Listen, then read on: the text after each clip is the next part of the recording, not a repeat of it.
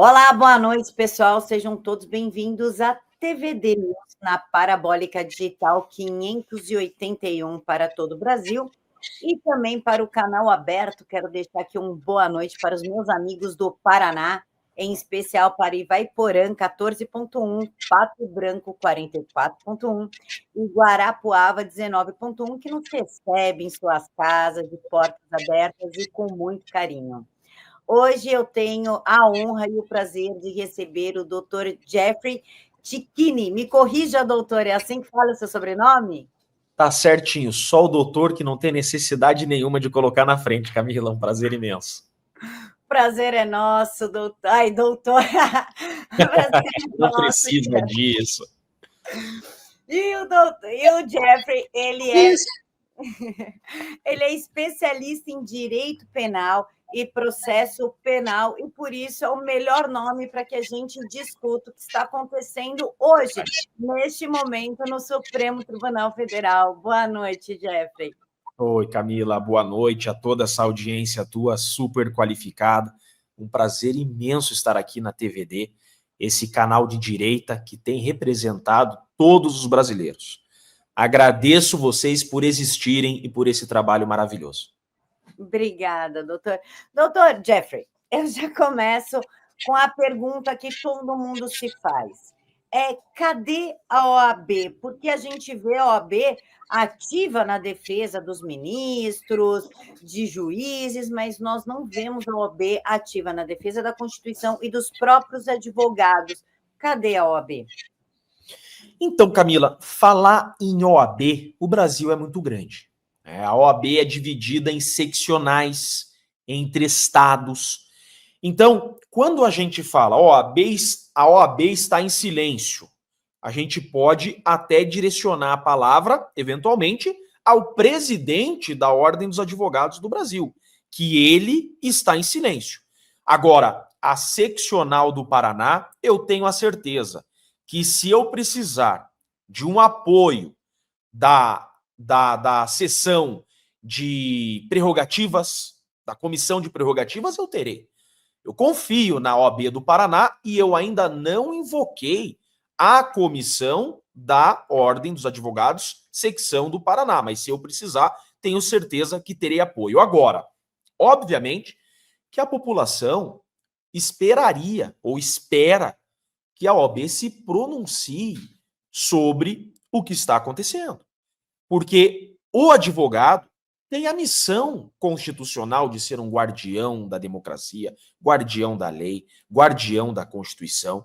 Então, o advogado, para além da causa que está atuando, ele tem que defender também o Estado de Direito.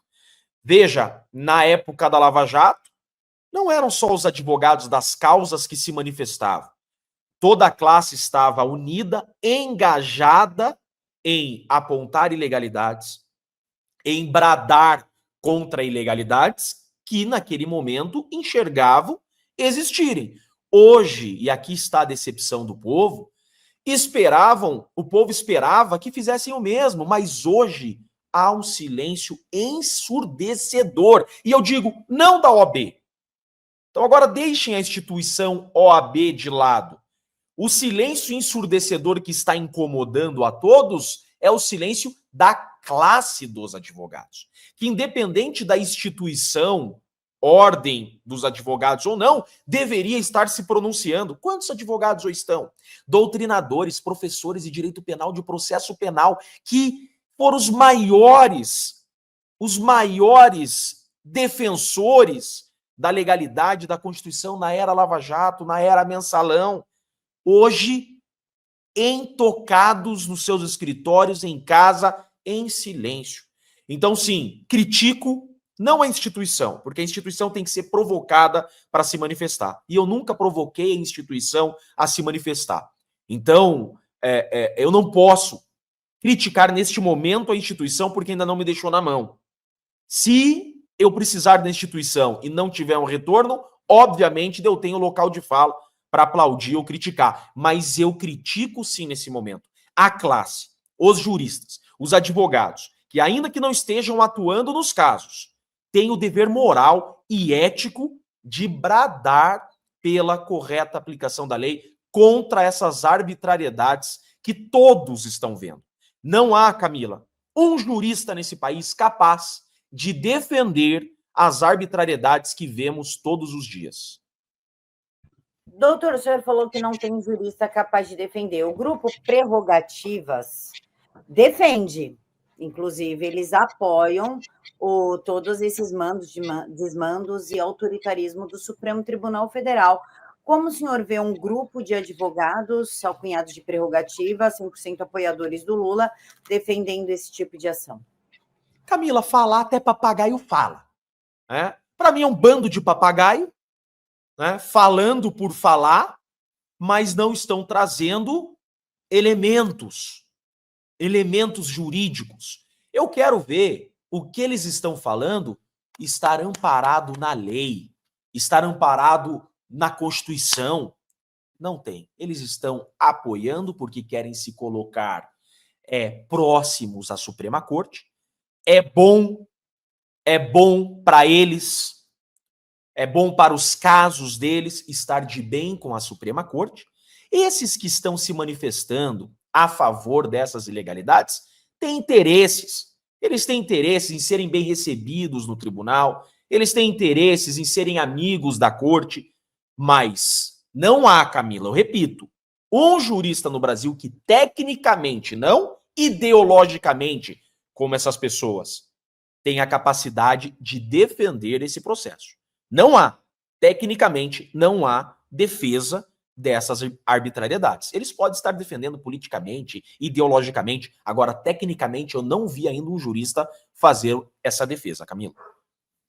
Doutor, o senhor falou da técnica, da defesa, mesmo com a classe dos advogados contra isso, sem expor uma defesa contundente, o Supremo continua escalonando toda essa censura, todas essas arbitrariedades. Nós temos até deputado federal preso, que no caso Daniel Silveira, que já era para estar solto.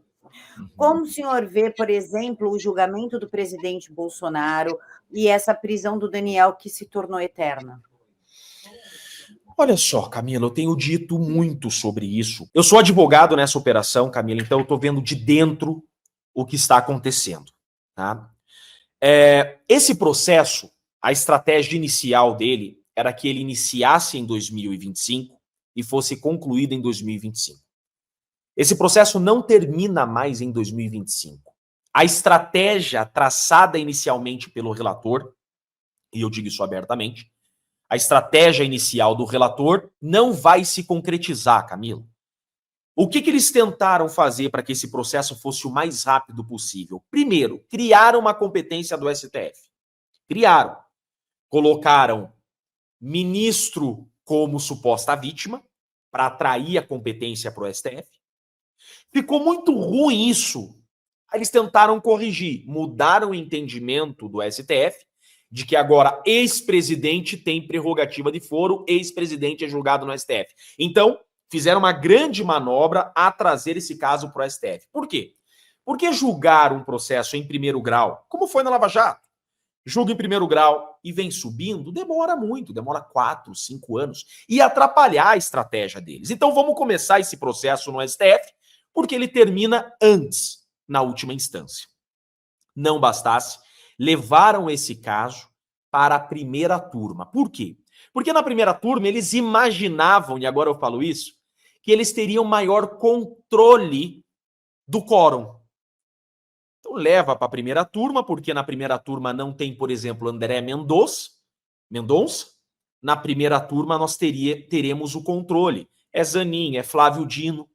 E vamos dividir esse processo em 5, começando com o processo do Bolsonaro. Então divide em 5, porque 34 acusados em um único processo é muita gente, vai demorar.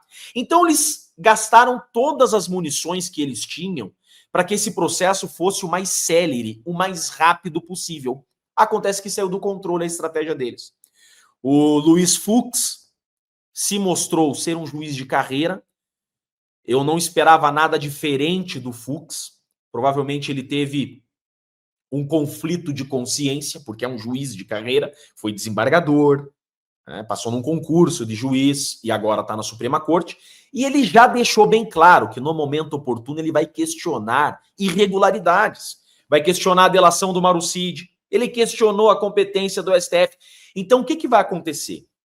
Havendo qualquer divergência nessa primeira turma, por exemplo, em qualquer ponto, se o Fux divergir, por exemplo, sobre a anulação ou não da delação do Mauro Cid, esse caso já não termina na primeira turma, como o ministro Alexandre de Moraes previu. Abre-se às defesas a possibilidade de um recurso para o pleno, para o plenário. Indo esse caso para o plenário, aí sai do controle do relator quando esse caso vai terminar. Veja, inclusive, que saiu hoje no Metrópolis uma notícia da esquerda já aceitando, né, acusando o golpe de que esse processo vai demorar. Eu digo, Camila, o presidente Bolsonaro não vai ser preso em 2025, tá? O presidente Bolsonaro não será preso como era a estratégia inicial em 2025. Esse processo pode se estender, inclusive, Camila, para além das eleições de 2026. Totalmente diferente do que a esquerda e o relator previram. O senhor citou o Mauro Cid, doutor. Mauro Cid, existe um vídeo do Mauro Cid sendo chantageado. Ah, se tu não falar, a gente vai prender teu pai, tua filha, tua mãe, a família toda. Isso conta como uma delação, foi claramente uma tortura. Isso já não deveria ter sido anulado e excluído completamente do processo? Camila, eu fui o primeiro advogado a questionar a delação do Mauro Cid. Veja que o Mauro Cid sequer cita meu cliente. O meu cliente é um tenente-coronel das Forças Armadas, do Exército Brasileiro, e o Mauro Cid não cita o meu cliente. Mas essa nulidade é uma nulidade que é absoluta, ou seja, é uma nulidade que a qualquer momento, qualquer parte pode atacá-la. Eu pedi a anulação da delação do Mauro Cid porque, primeiro, isso não é uma delação. Aquilo é uma confissão. Delação é confissão com a entrega de provas documentais contra outros investigados. E por isso, como eu contribuo com provas que a investigação não chegaria normalmente a essas provas, se não através de mim, eu mereço um prêmio por isso. Isso é uma delação premiada. O Mauro Cid apenas falou. O Mauro Cid é um papagaio. E papagaio não é colaborador. Então, primeiro ponto, não é uma delação. Segundo ponto, a delação depende de voluntariedade. Voluntariedade significa que seja livre, que não haja coação, que seja de livre vontade dizer o que está sendo dito. E ficou muito claro, como você bem pontuou, dos áudios que vazaram primeiramente. Então, Mauro Cid manda um áudio para um amigo, falando, né, que tudo que eles querem que eu fale já está lá. Eu não tenho poder nenhum, eu não tenho decisão nenhuma, né? A retórica já está toda pronta. Um segundo áudio, ele fala que o segundo áudio do Mauro Cid, que vaza, ele também questiona o depoimento dele. Botaram coisa no papel que eu não falei. E depois vazam, não sei se vazam, né? Acho que o ministro liberou, o relator libera aquelas audiências, né? Do Mauro Cid sendo pressionado a contribuir, a mudar a versão, a sanar a omissão. Então, isso não é delação premiada. Isso não pode existir no Estado de Direito. O juiz sequer pode participar, Camila, daquela forma como ele participou. A lei dos crimes de organização criminosa, porque delação premiada vem daquela lei, tá? A Lei 12.850. Essa lei traz a forma como uma delação premiada deve ser feita, e ali está bem claro. O juiz não pode participar da delação premiada. Então, veja, eu digo, não há um jurista nesse país a sustentar tecnicamente o que está acontecendo. O juiz pode participar da delação? Ele deve participar na homologação. Como que se dá a homologação? Senhor Mauro Cid, eu estou aqui com a sua delação premiada, eu só preciso perguntar para o senhor, O senhor deu esses depoimentos de livre e espontânea vontade? Sim. O senhor estava acompanhado de seu advogado? Sim. O senhor está de acordo com todos esses termos? Sim. Homologo o acordo de colaboração premiada.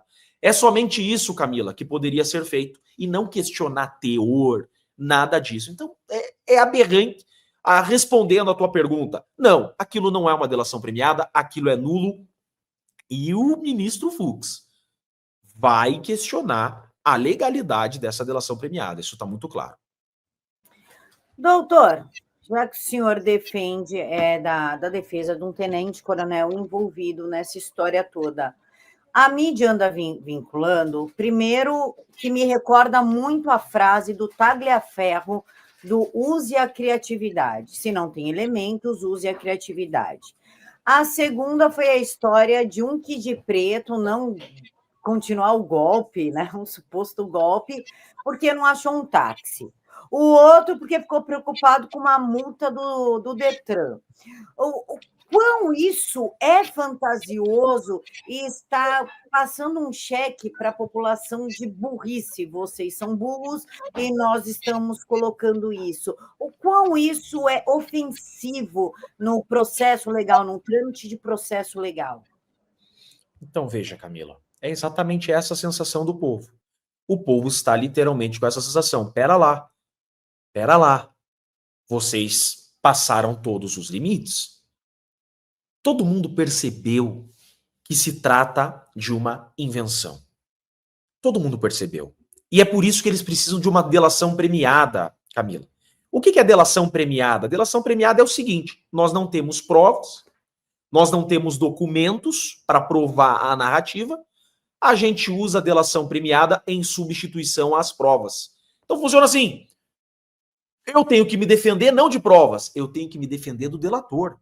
Na falta de provas, a acusação fala, o delator falou, o delator disse. Tá, eu estou sendo acusado por isso. Qual a prova de que eu fiz isso? O delator disse. Então esse processo ele é narrativa. Por que narrativa? Porque ele só tem falas e ele não tem documento, ele não tem prova.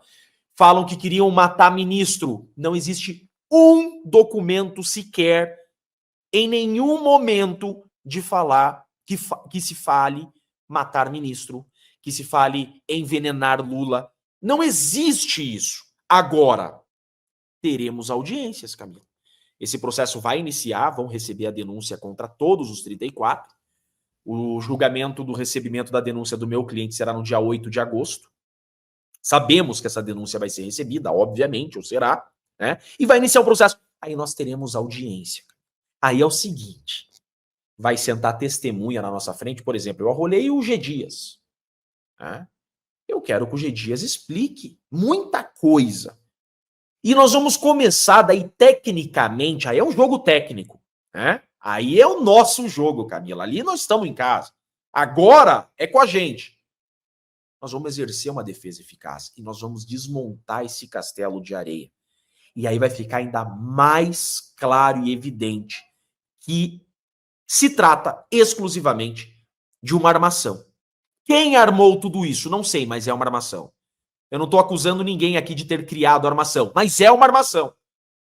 Por quê? Precisaram coagir o Mauro Cid para falar aquelas coisas e não existe documento nenhum. Tudo que existe é o Mauro Cid coagido. Tudo que existe aqui. Perfeito, doutor. O senhor citou o G. Dias. G. Dias estava presente no dia da invasão, ali no dia do quebra-quebra, e ele direcionou os invasores, né? Deu água, atendeu, serviu e deu tapinha nas costas. Flávio Dino apaga as imagens. Não é meio incoerente quando estava tendo uma invasão em nome de um golpe? Não deveriam ter feito G. Dias refém, ao invés de darem tapinha nas costas e se cumprimentarem? E o fato do Flávio Dino ter apagado as imagens não é cerceamento de defesa? Camila, nós arrolamos inclusive o Flávio Dino. Eu arrolei o Flávio Dino como testemunha. Porque no 8 de janeiro, ele era a autoridade máxima da segurança pública. Então veja, e ele esteve no local, vazou mais uma imagem agora, é incrível, todo dia vaza imagem nova. O Flávio Dino esteve no prédio depredado, ele esteve no local. Ele era a autoridade máxima da segurança pública. É por isso que ele não podia ser o juiz agora do caso. Então nós arrolamos ele como testemunha para poder perguntar: cadê as 181 câmeras que magicamente desapareceram? Como que é isso? Nós queremos entender aqueles militares com escudo recuando no momento da invasão do prédio. Os militares com escudo tinham que ter avançado a proteger o prédio, não, eles recuaram e assistiram de camarote às invasões. Eu quero entender quem deu a ordem para os militares no subsolo ficarem no celular assistindo a invasão, conversando, batendo papo. Então nós precisamos entender passo a passo isso. G. Dias, alguém te ameaçou lá dentro? Alguém te xingou? Alguém te tocou? Aquelas pessoas que você deu água, já eram conhecidas suas? Quem eram aquelas pessoas? Então, é exatamente isso, Camila. Nós precisamos melhor compreender porque esse quebra-cabeça está faltando muita peça. Esse quebra-cabeça não fecha. Essas pessoas têm muito a explicar e são servidores públicos. Eles têm a obrigação legal de agirem sob pena de responderem pelo crime de omissão imprópria. O que é omissão imprópria? Não é omissão de socorro. O G. Dias não vai responder por omissão de socorro, por ter ficado quietinho e não tendo impedido aquilo. É omissão imprópria, ou seja, ele responde pelo crime que ele deixou de evitar. Tá entendendo? Então, por isso que essa audiência vai ser um divisor de águas, Camila. Essa audiência, ouvindo essas pessoas, vai ser um divisor de águas. Esse processo será o processo mais importante da história da democracia brasileira. Será um divisor de águas. Povo em uma ditadura ou povo em liberdade. E nós fazemos parte dessa luta. Por isso que não estamos fazendo a defesa somente dos nossos clientes. Estamos fazendo a defesa de todo o povo brasileiro. Doutora, eu acabei de encontrar uma matéria na Revista Oeste, gostaria que o senhor comentasse, saiu no dia 27 de março, às 10h05 da manhã, onde afirma que o Fux, discurso de Fux, sugere revisão da delação de Cid e de penas do 8 do 1. Ministro disse que 9 delações do militar representam nenhuma delação e que julgaram atos de 2023 sob violenta emoção. O Moraes diverge. Primeiro, como o Moraes pode divergir de algo que ele é vítima, ele é autor, ele é jogador, ele é tudo, ele é simplesmente tudo dentro deste processo. E a segunda pergunta é: Fux tem o poder de mudar essa realidade? Olha só, o voto do relator não vale mais que o voto dos demais, Camila. Então, o voto do relator e o voto do Fux têm o mesmo valor dentro dessa turma. Tá? O que acontece é que o Fux ele tem a liberdade de questionar o que ele quiser. E o relator tem a liberdade de decidir o que ele quiser. A questão é, a maioria vai prevalecer. É assim que funciona. O Gilmar Mendes tinha uma frase que ele parou de usar, que era muito interessante, é muito salutar nesse momento. O STF não é um órgão que não erra, mas é o último órgão legitimado a errar. Depois do STF, mais ninguém erra, porque não existe depois do STF. Então, o que está acontecendo agora é a maioria está errando e não tem a quem recorrer. O Fux é um juiz de carreira, o único hoje juiz de carreira dentre os 11 ministros. O Flávio Dino, ele pede exoneração do Poder Judiciário, ele foi juiz federal, para virar político, depois vira governador, depois vira deputado federal. Não é juiz mais. Hoje está juiz da Suprema Corte, mas se afastou da magistratura de piso, que assim eles falam há muito tempo. Agora o Fux não. É um juiz que sempre preservou a reputação da Suprema Corte, sempre preservou a imagem da Suprema Corte, e eu acredito que isso está influenciando nesse desgaste entre eles. Isso é um desgaste interno da Suprema Corte, né? É evidente. Agora, será um cabo de guerra. É exatamente assim. É como dentro de um parlamento, Camila. É como dentro de um parlamento. Um vai tentando convencer o voto do outro e vai prevalecer a maioria. Se a maioria quiser errar, vai prevalecer o erro. Doutor, o senhor falou em influência. Outra coisa que influenciou um pouco a opinião pública, mais dessa mídia comprada, manipulada, foi o vídeo exibido pelo ministro Alexandre de Moraes no segundo dia de julgamento do ex-presidente Jair Bolsonaro.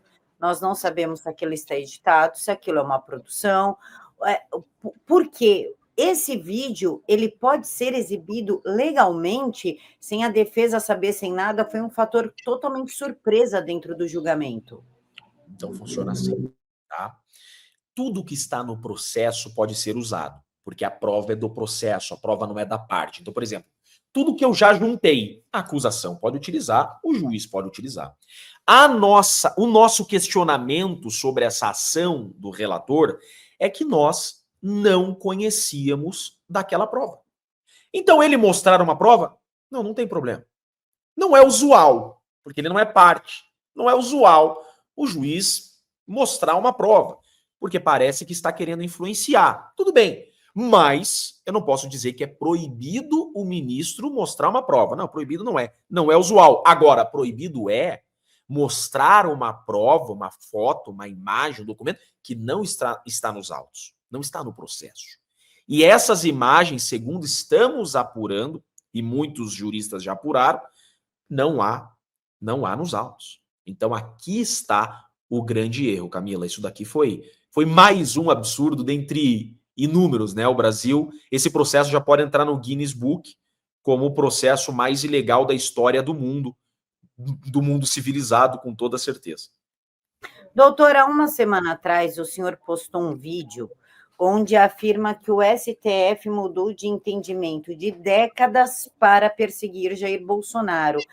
Qual o entendimento que ele mudou? Desde 2005, o STF vinha na seguinte linha. A prerrogativa de foro, que popularmente é conhecida como foro privilegiado, e agora não pode mais chamar assim, né? O povo chamava de foro privilegiado porque até então era um privilégio você ser julgado no STF. Hoje o privilégio é não ser julgado no STF. Então, é um termo que já não está mais usual, né? O que acontece? O entendimento é, a prerrogativa de foro é da cadeira. Então, você não está mais na cadeira, você não tem mais prerrogativa de foro. Por exemplo, um deputado que vira ministro, ele não tem prerrogativa de foro, porque o foro está na cadeira de deputado e não na pessoa dele. Entende? Esse é o entendimento. Em 2018, houve um julgado importante sobre esse tema, pacificando esse assunto. Então, um julgado que pacificou. Perfeito. Ex não tem prerrogativa. Ex-presidente não tem prerrogativa. O que acontece? A PGR denuncia o Bolsonaro e os outros 34 acusados. Uma das teses de todos nós foi nesse sentido. STF, é pacífico aqui nessa corte que ex-presidente não tem prerrogativa de foro aqui. Envie esse caso para o primeiro grau. É o entendimento da corte. Né? O que acontece?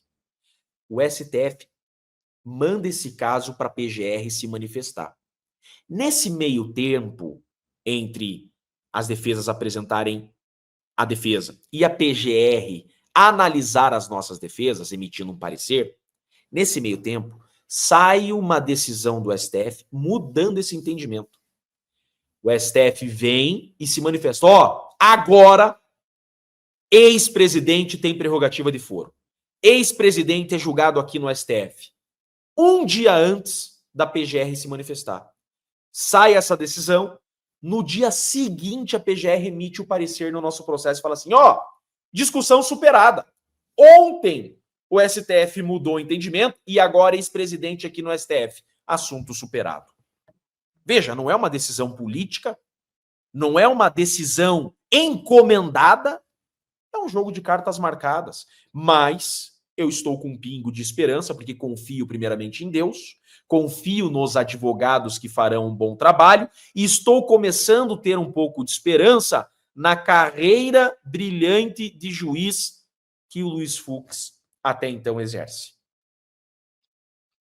Perfeito, doutor. Doutor, outra questão que está sendo levantada pela sociedade é que esse julgamento, essa decisão de tornar o ex-presidente réu, parte do princípio de uma pesquisa em que Bolsonaro ganharia em primeiro turno com larga vantagem sobre qualquer outro candidato.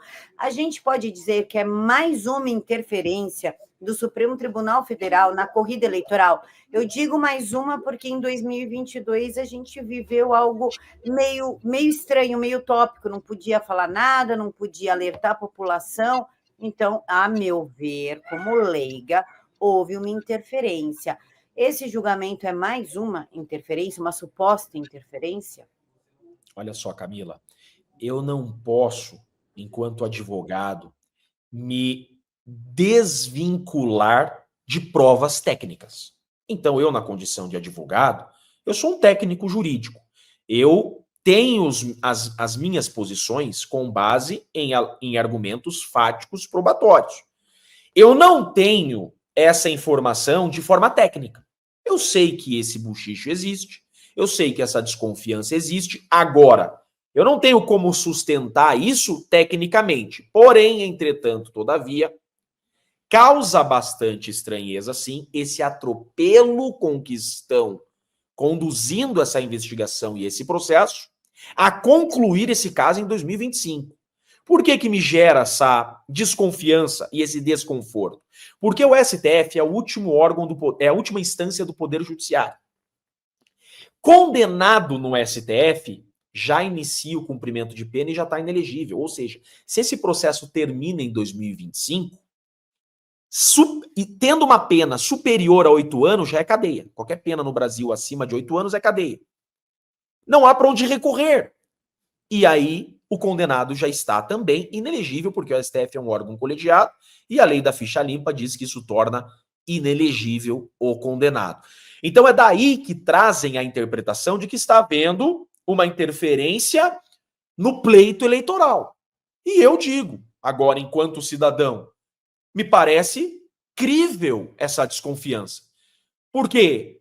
Tanta parcialidade na condução de uma investigação e na condução de um processo com uma pressa que nunca se viu, o processo mais rápido da história do STF, me parece crível essa desconfiança que a finalidade desse processo de cartas marcadas é tornar Bolsonaro inelegível, se não preso.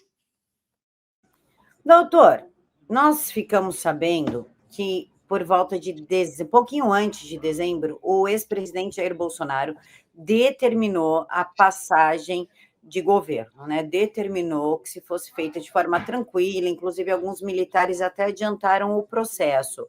Existe essa determinação, ficou conhecida, inclusive a Oeste relatou essa passagem, essa autorização.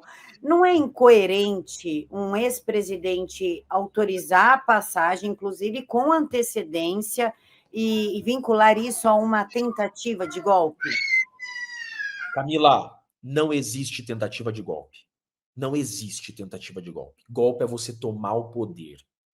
Não tem como você tomar o poder sem arma.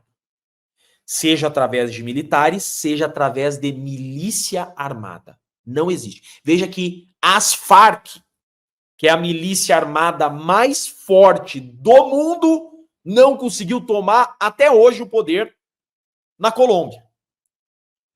Entende?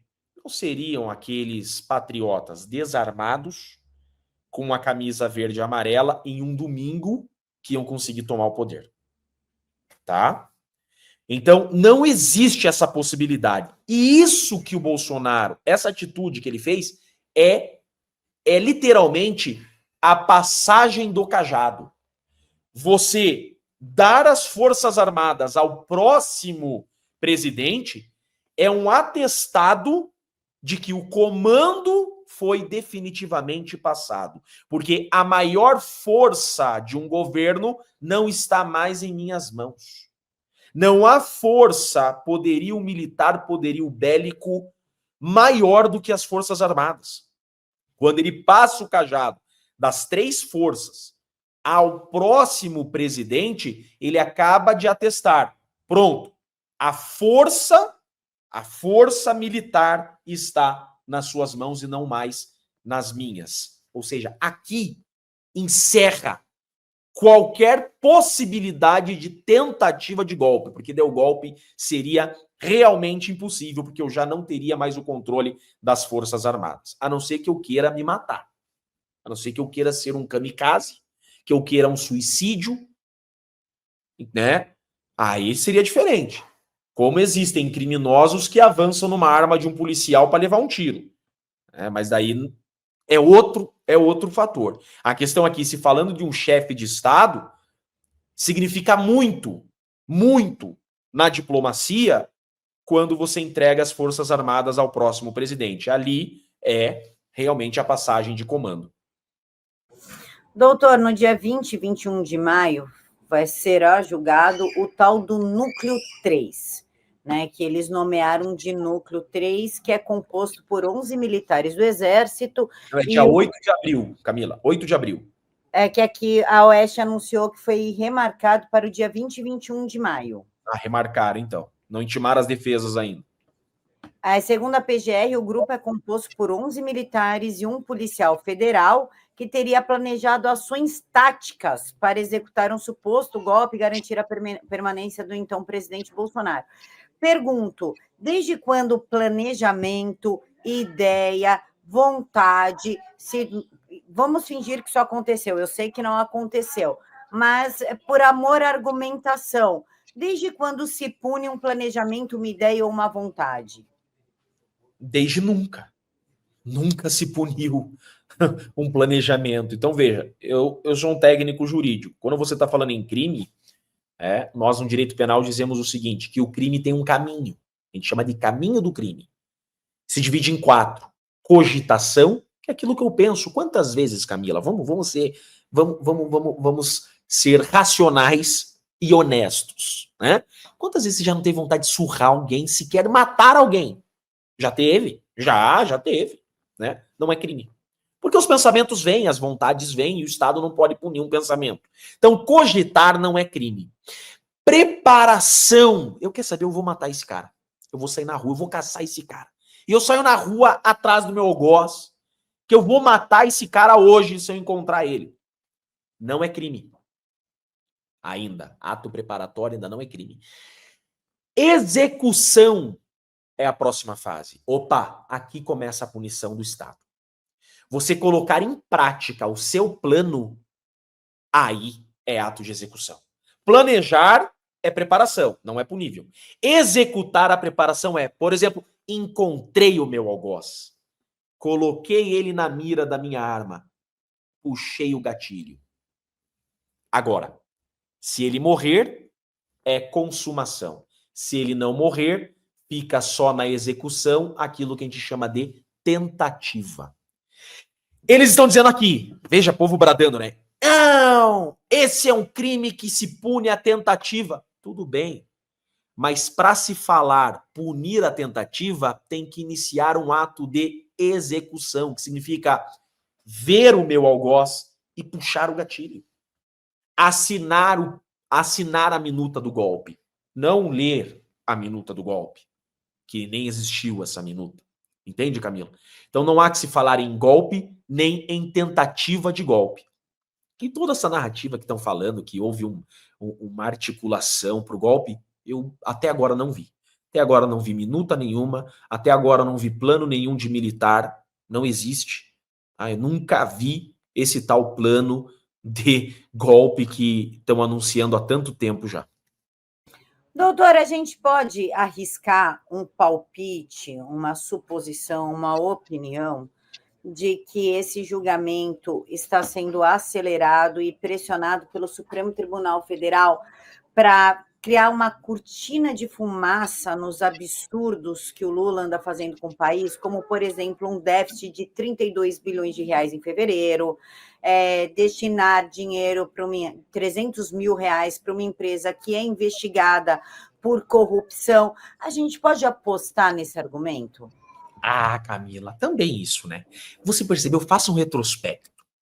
Todas as vezes que saiu um escândalo da Janja, teve uma movimentação processual na Suprema Corte, já percebeu? Toda vez que tem um escândalo do Poder Executivo, surge alguma outra coisa para tomar a cena e chamar pessoas de golpista? Eu não tenho dúvida que pode ser, sim, um jogo de tabuleiro. Até porque pessoas que lá estão participando desse tabuleiro são pessoas indicadas pelos donos do tabuleiro. Então, concordo com a tua previsão e tenho a mesma leitura, Camila. Doutor, outro fato que aconteceu, que causou muita comoção, foi a condenação da Débora dos Santos a 14 anos de prisão e já cumpriu 2 anos. Inclusive, ela soltou uma carta, o ministro tirou o sigilo de uma carta que ela encaminhou para ele em novembro do ano passado, 2024, onde ela fala: eu perdi o ano escolar dos meus filhos, eu perdi a passagem escolar, perda de dente, enfim, e nem isso mexeu ali com a condenação da Débora. Essa condenação é justa? Pichar com um batom, escrever uma frase dita por um ministro, inclusive pelo Luiz Roberto Barroso, é justo uma condenação de 14 anos para uma mulher que sequer entrou no Congresso? Você veja só, nós fazemos parte do povo, Camila, você faz parte do povo. É por isso que eu gosto tanto do sistema judicial americano. Olha só, o Brasil está indo na contramão do país mais democrático no mundo. Nos Estados Unidos, o poder de fato está na mão do povo, tanto que todo e qualquer processo vai para a corte e é formado um júri. O povo julga. Pense o povo julgando a Débora. Seria o mesmo julgamento? No Brasil, na contramão, eles querem acabar com o tribunal do júri, que é o único tribunal do povo que julga o homicídio. Então, veja, quando a gente fala em justiça, justiça de quem, Camila? Justiça do povo ou justiça das autoridades do Estado? Veja que hoje existe uma contraposição entre a justiça do povo e a justiça do Estado. Hoje o Estado sentenciou a Débora e falou que justiça é prender uma pessoa a 14 anos por ter passado o batom numa estátua. Enquanto o povo olha e fala, isso é injusto. Como equilibrar isso? Então, eu acho isso completamente injusto, porque eu, como operador do direito penal, eu já vi muito condenado por homicídio sair pela porta da frente com uma tornozeleira, muito condenado por tráfico de drogas, por sequestro, por roubo, sair pela porta da frente com uma tornozeleira, e muitos até sem tornozeleira, com obrigação de assinar um papelzinho a cada 6 meses no fórum. Então, eu digo, não foi justo, não foi justa essa pena, porque comparada à realidade das penas do Brasil, ela é totalmente díspare. Ela é muito desproporcional à realidade das demais condenações do Brasil. E aquele crime que ela praticou tem previsão legal. Crime previsto na lei dos crimes contra o meio ambiente, né, de pichar um monumento público, que é crime punido com multa e liberdade. Doutor, a gente pode esperar alguma coisa de um ministro, primeiro que ele exerce todos os papéis dentro desses inquéritos, mas que determinou a prisão do desembargador Sebastião Coelho ao fazer uso e exigir o seu direito de acompanhar um julgamento na qual o seu cliente está envolvido? Camila, o advogado tem acesso livre a qualquer órgão público. O advogado tem acesso livre ao tribunal. Isso é uma lei federal, o Estatuto da Advocacia, que é uma lei federal com status de lei federal, assim como o Código Penal, mesmo status legal. Tá? O advogado tem acesso livre. E mais, o doutor Sebastião é parte. Né? Barrar o doutor Sebastião naquele tribunal é ilegal. Então, foi ilegal o que aconteceu. E um advogado só pode ser preso em flagrante pela prática de crime inafiançável. E desacato não é inafiançável. Então, assim, repito, mais ilegalidades para preencher o livro do Guinness Book como o processo mais ilegal da história da civilização moderna. Doutor, eu achei aqui outra matéria, eu estou pesquisando enquanto o senhor vai falando, porque são tantas coisas absurdas, eu estou elencando as mais absurdas. Com câncer avançado, idoso envolvido no 8 de janeiro tem pedido de prisão domiciliar rejeitado por Moraes. Isso é humano? Que absurdo, né? Que absurdo, né? E dá um beijo nesse bebezão lindo que tá aí. É um piazinho ou uma menina? É um piazinho. Ah, piazinho. Minha esposa tá esperando um piazinho na barriga. Eu já tenho uma menina de 4. Eu sei como é. Toda vez que eu tô na tela, toda vez que eu tô na tela, a Camila aparece, ela quer ver. Essa fase é maravilhosa. Curta essa fase porque ela passa tão rápido, né? Eles crescem igual capim. Camila, O querida. pessoal da TVD, os nossos seguidores, gostam mais do Matheus do que de mim. Mas é assim mesmo, maravilhoso, né? Camila, então veja só, isso daí é desumano, né? Isso daí é desumano. Então veja, o que acontece nisso daí, tá? Para o povo entender. Funciona assim. A defesa fala, o meu cliente está com câncer terminal, por exemplo. Meu cliente está doente. O juiz manda para o presídio. O presídio tem condição técnica de tratar esse preso que tem essas doenças? Aí o presídio responde: não, nós temos condição técnica de tratar esse preso. Mantém a prisão. Agora, se o presídio disser, não, nós não temos condição técnica de tratar esse preso, aí prisão domiciliar. Então, eu desconheço a realidade dessa situação. Olhando de forma fria, câncer, somado à idade, me parece desarrazoado você manter um regime fechado. Mas, se o presídio disser, não, nós somos um presídio hospitalar, existe. Complexo Médico Penal, por exemplo, é um presídio, mas tem estrutura médica. E a gente pode tratar esse preso aqui, então o juiz vai negar a liberdade. Desconheço a realidade dessa situação, Camila. Doutor, para a gente finalizar, qual recado o senhor deixa para a sociedade enquanto advogado de um envolvido nessa... É que falar armação, eu tenho medo até de ser presa, mas nesse teatro que nós estamos vivendo, uma coisa até meio stalinista. Um teatro jurídico, né? Um teatro processual. Eu tenho dito o seguinte: estamos em guerra e uma guerra só termina quando acaba.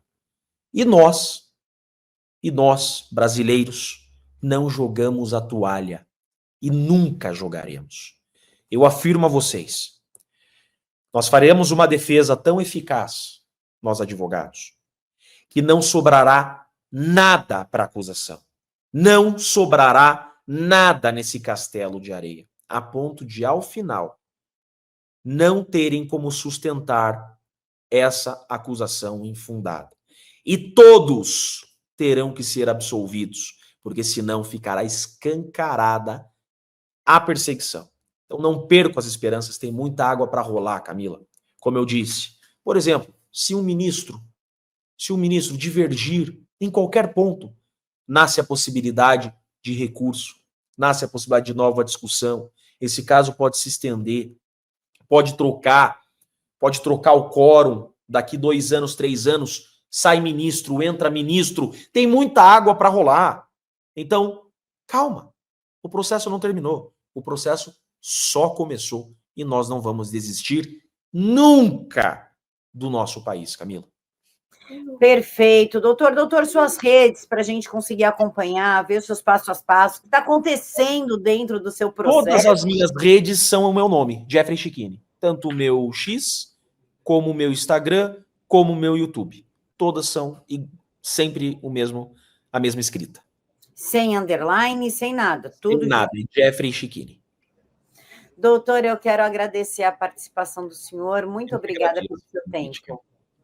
Obrigado de coração e parabéns pelo trabalho brilhante que vocês vêm exercendo. Eu estou à disposição para o que precisarem e quero aqui de forma toda especial deixar um grande e forte abraço a toda essa audiência qualificada. Você falou que tem paranaenses que acompanham o nosso programa. Sou paranaense com muito orgulho. Meu escritório é na capital do Paraná. E todos brasileiros unidos por um Brasil melhor. Não vamos desistir do nosso povo, do nosso país. Obrigado, Camila.